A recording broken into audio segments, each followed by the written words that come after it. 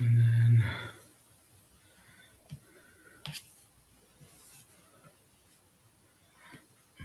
going to mute.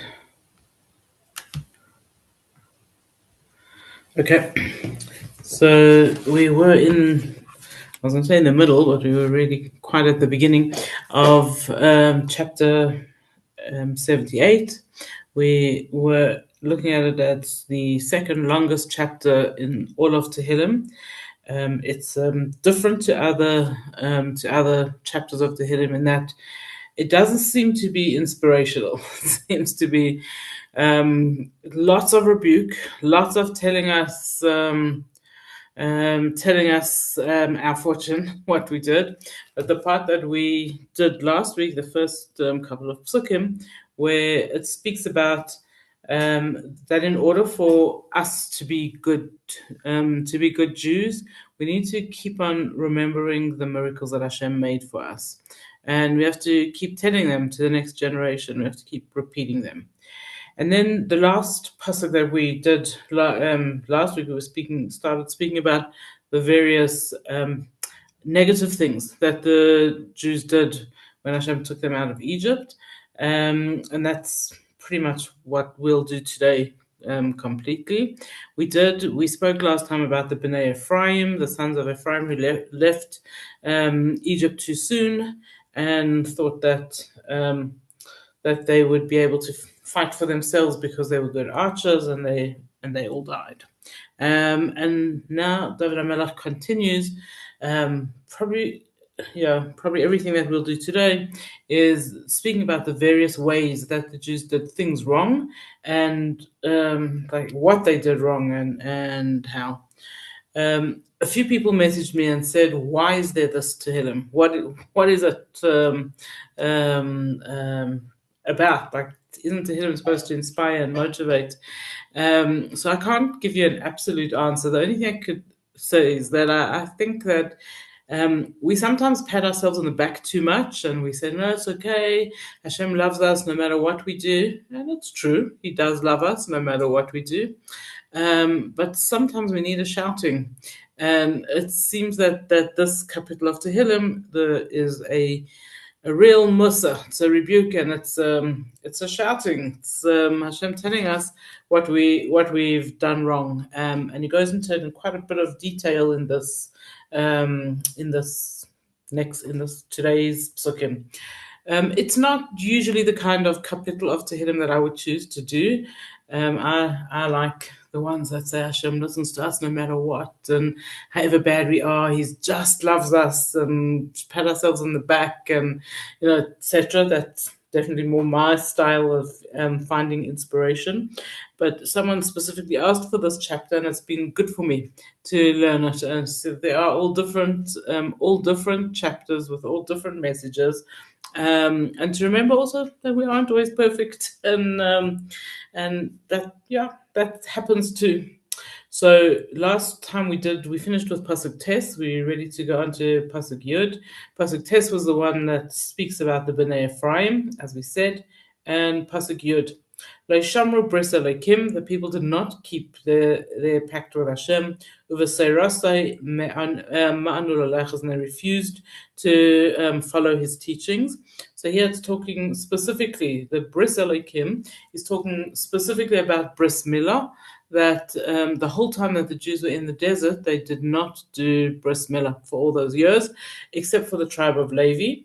And they refused to follow in His Torah, speaking specifically, say the commentaries, about keeping on asking if they could go back to Egypt, right? So they were slaves in Egypt, they suffered in Egypt, they saw these unbelievable miracles that got them taken out of Egypt, and then at any opportunity they said, Nitna Rosh, give us a new leader and we'll go back to Egypt, and like there was good there in Egypt, and like why'd you make us come suffer in the desert? And says Pasuk Yud Aleph, Vayishkachu alilaisav, they forgot the big miracles Hashem made, the niflaisav Asher Heram, and the wonders that he showed them. So they forgot all the miracles that they saw in Egypt, and all the wonders that that Hashem did for them. Says Pasuk Yud Beis Neged Avoisam, while their ancestors looked on, Asofela, Hashem made miracles, Be'eretz Mitzrayim in the land of Egypt, Tzayon and in the fields of Tzayon. So this concept of Neged Avoisam, as their ancestors looked on, the Medrash tells us that at the splitting of the sea, Avraham, Yitzchak, and Yaakov, the neshamas came down and stood by the sea and watched the miracle that Hashem was making for their children. This incredible miracle. And then the Torah says, but don't forget, or David HaMelech says, don't forget the other miracle that Hashem made for them, which is like beyond regular. Be'eretz Mitzrayim, Tzayon, in the fields of Tzayon in Egypt.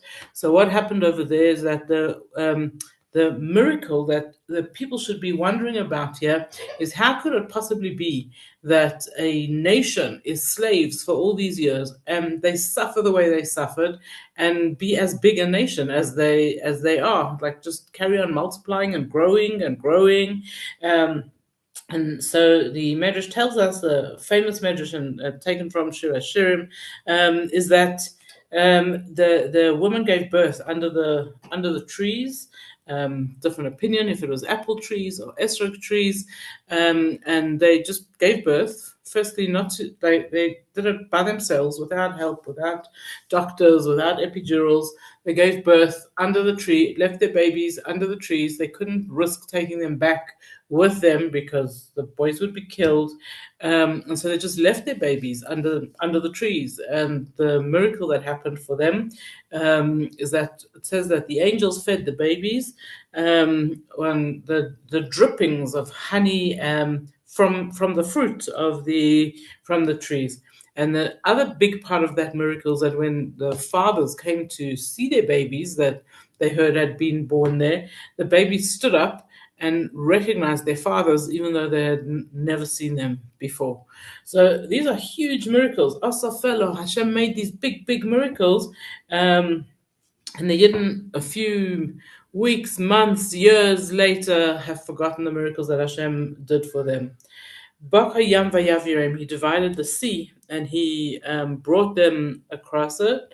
Vayatev mayim kamayned, and he made the waters stand up like a big pillar. And again, the crossing of the sea, just crossing the sea would have been big enough miracle. But David HaMelech shows us here how they crossed the sea with miracles there as well. And you could read lots and lots of medrashim about the miracles of them crossing the sea and the sweet water and the fruits. And here David mentions just one of them, that the water stood up like big pillars. And why he chooses Dafka, this one, to write over here is because apparently for kilometers and kilometers and kilometers, people all over the world, all over the civilized world of that time, could just look out and see the water standing up. And so I don't know if you remember or if you saw those pictures of the of what happened in Thailand then. And there was what's it called? When, oh gosh, I'm definitely getting old. The big wave that wiped out Thailand on Boxing Day some years ago, and we saw water standing up, and I think that's what remains in my head hugely, is the picture of the water standing up, and that was like people who were there speak about it, the water standing up. So I can imagine that the Yidden saw something that was triple or 10 times as high as that, as big as that, and yet a few weeks later they had forgotten the miracle. Vayanchem be'anon yomam, he during the day he led them with a cloud, v'chol halayla ba'aresh, and all of night with the light of fire. So he led them with this cloud that protected them during the day, and you know all the medrashim how the cloud flattened the ground, and there were no potholes, and they weren't overtaken by heat, and they were looked after. Their enemies couldn't penetrate the cloud protection. And that was during the daytime. And at night, they had this big fire that looked after them. And on the days where it was cold because it was a desert, the fire kept them warm. And on the nights where it was hot, also because it was a desert, the fire protected them. Through fire, doing the opposite of what fire normally does, making people hot. It would make them cool. And so again, these are big miracles, and the way the Yidden should have been behaving now was like, wow, thank you, Hashem, you've been absolutely amazing to us. But what do? Um, they started complaining again, as we'll see. So it's telling us more miracles Hashem did. Yavakat Surim Bamidbar, he split rocks in the desert. Vayesh Kishaimes Rabba, and he gave them drinking water from very deep. And the commentaries explain to us, what does it mean, Yavakat Surim, that he made, he split rocks. So he asked Moshe Rabbeinu to bang on different rocks and Rephidim, and water came out of this big rocks. And this also is where they got Be'er Miriam's well.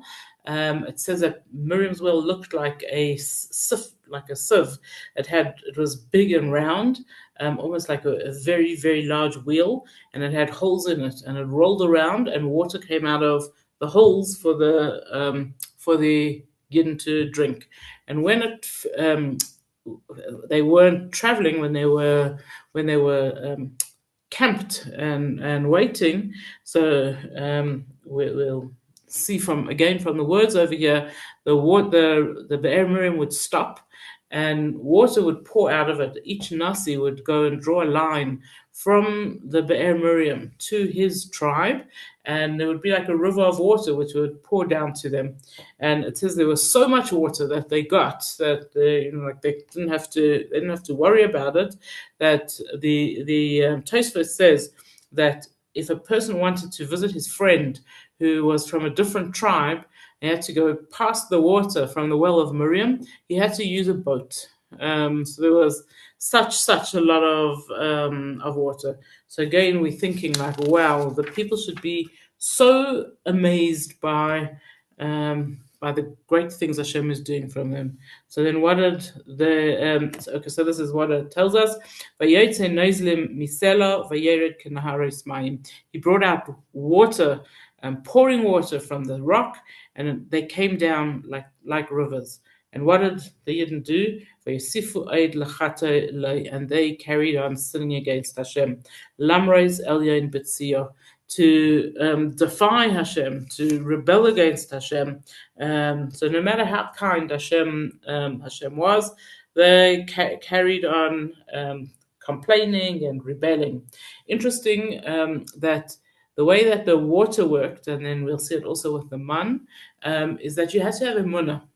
You had to believe in order. And if a person didn't have emunah, their water line got cut off. And the Yidden did not like that the things that they got physically were ruled by their spiritual behavior. People wanted water that you open a tap and the water comes out. They wanted food that you choose what you want to eat and you eat it. They didn't want that their physical needs would be so tied up with their spiritual behavior. So what did they do?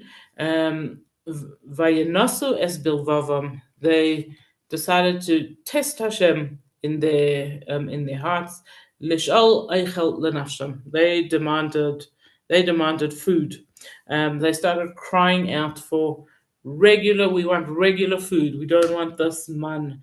We don't want all these miracles that you're making for us.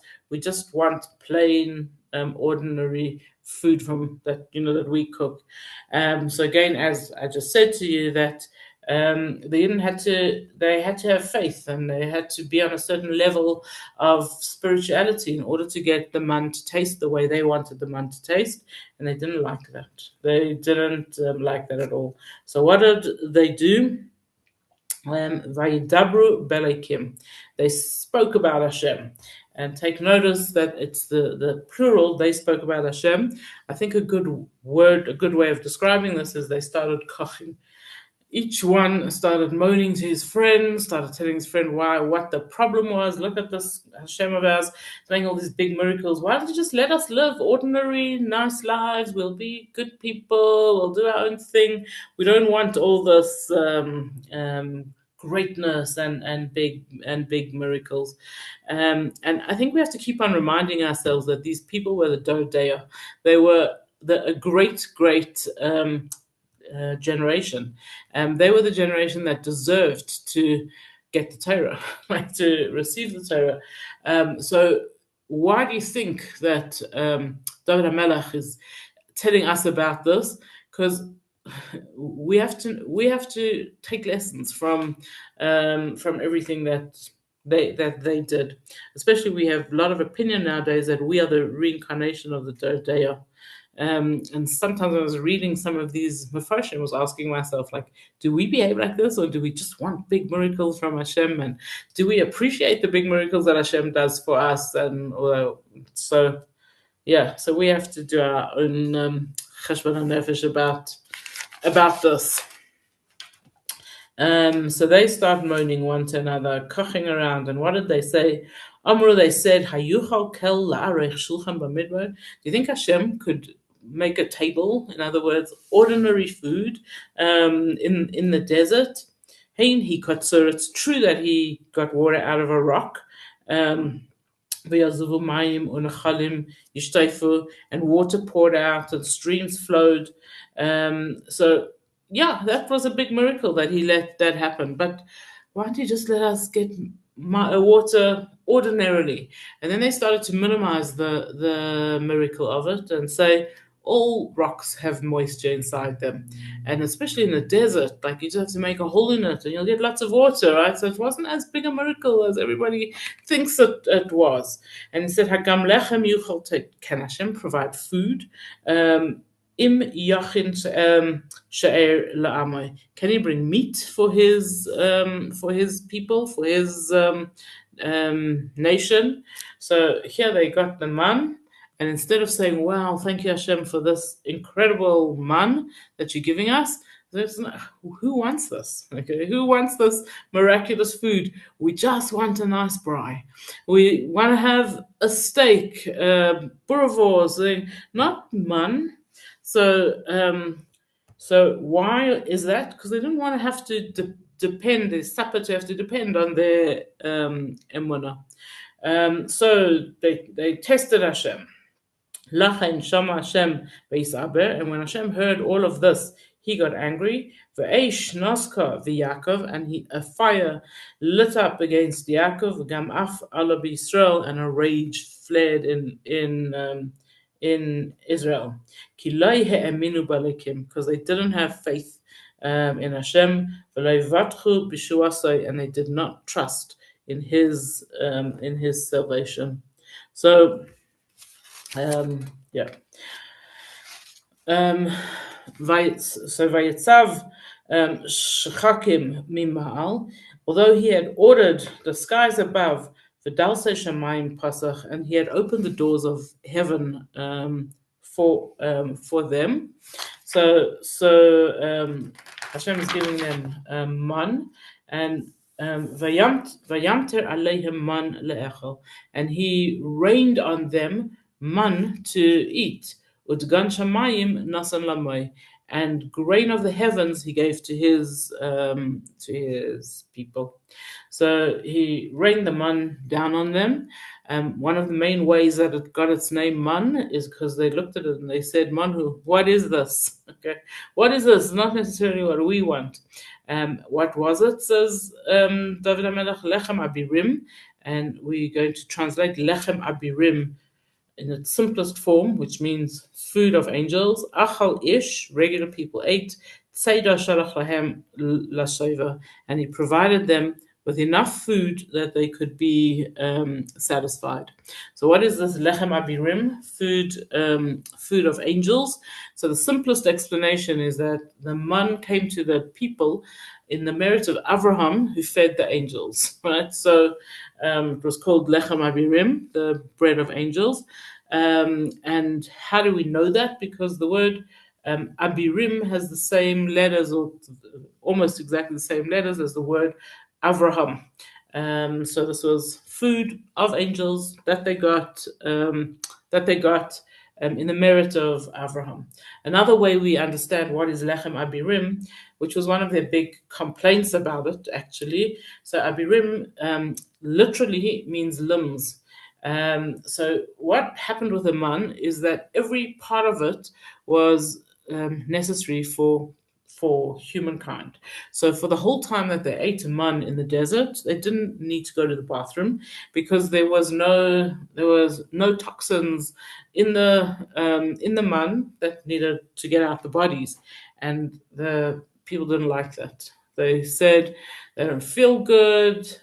There's something not right about this food, this lechem abirim, this food of the limbs. Okay, that so interesting how the Kabbalah explains the man that each part of it was good for a different limb in the body, and therefore no waste.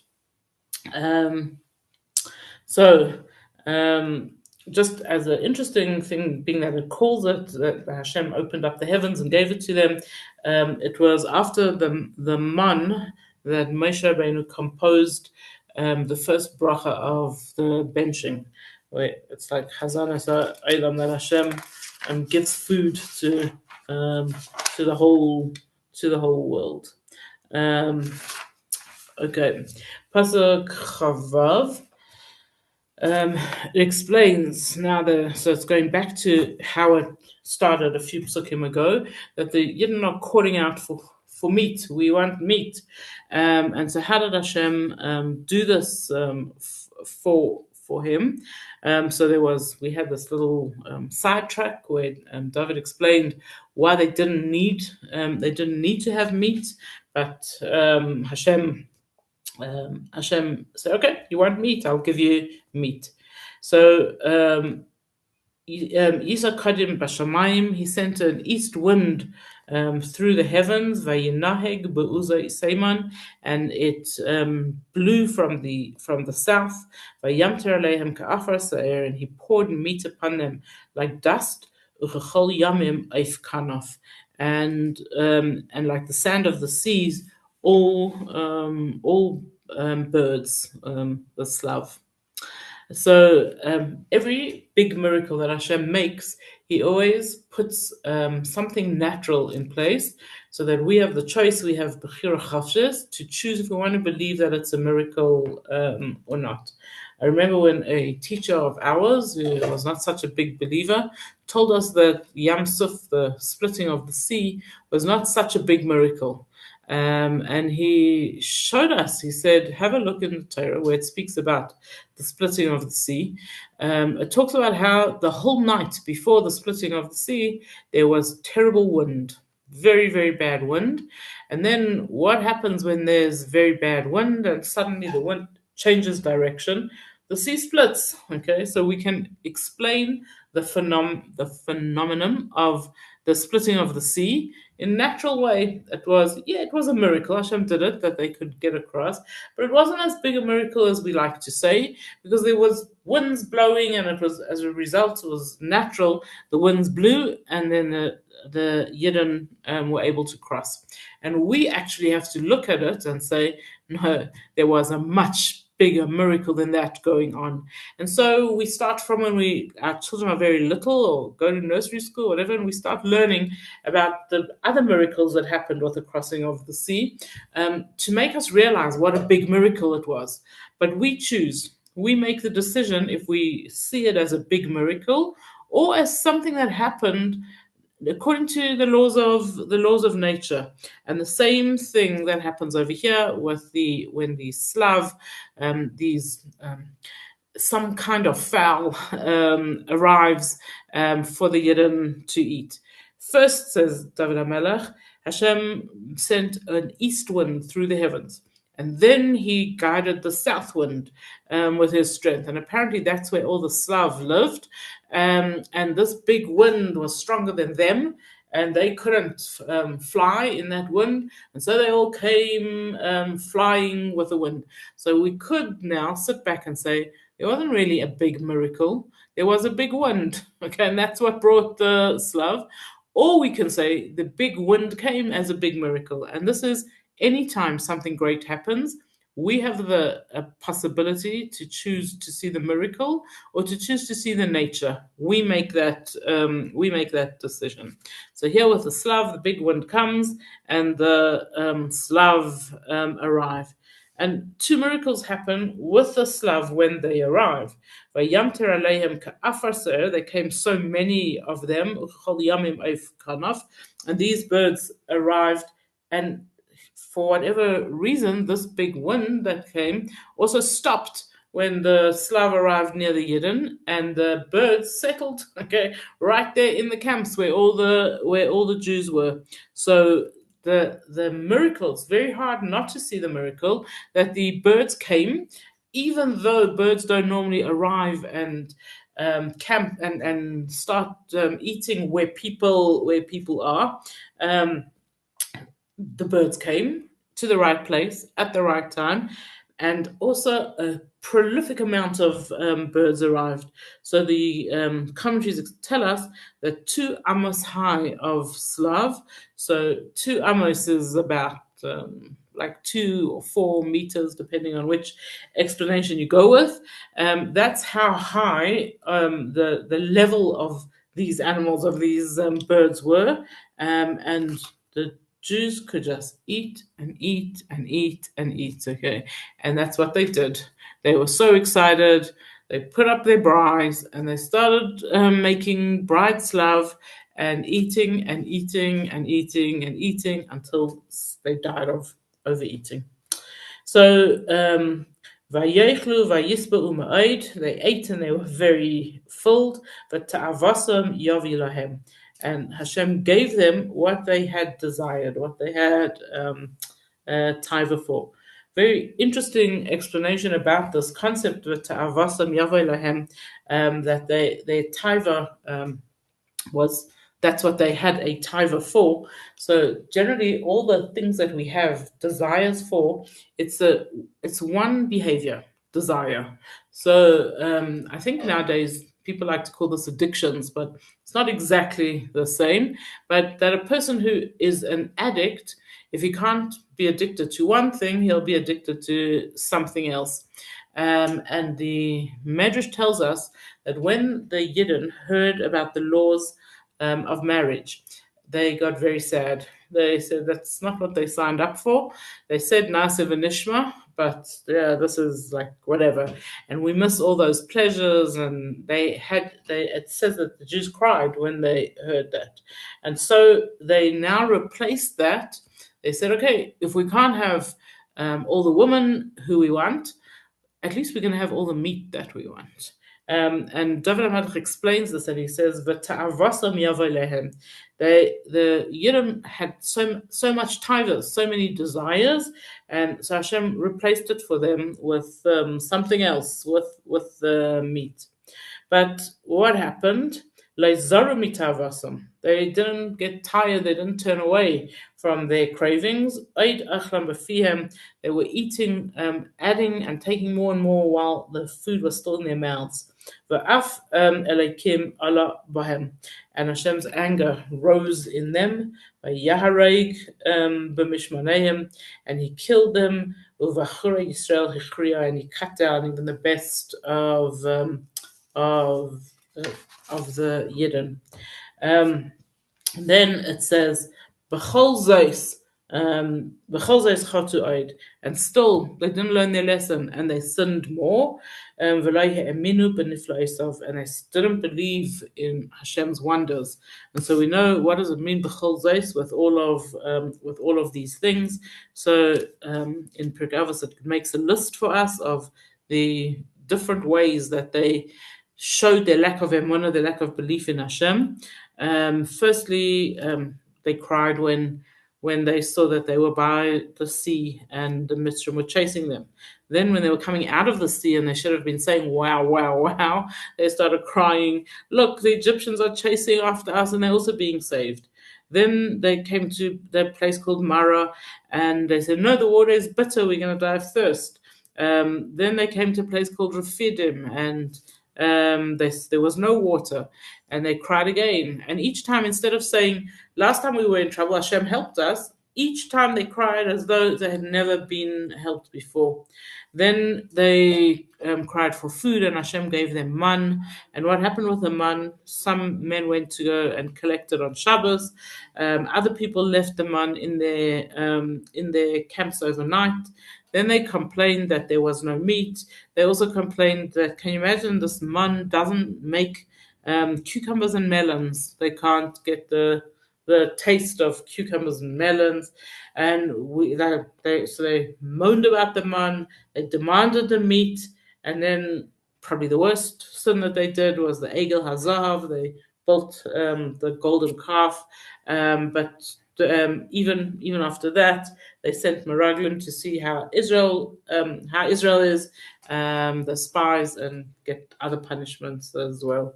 And with each of these things, instead of believing more in Hashem, they cried more, and they fussed more. And v'lo ha'aminu b'niflo, so they didn't believe in Hashem's miracles. It didn't give them this feeling of wow, Hashem is being so good to us. I guess that's where we will go up to today and finish this parak next week. Please God. So,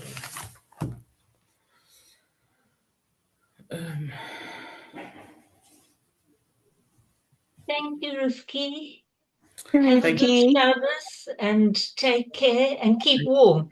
Yeah, that's what everyone needs to do. Yeah. And dry.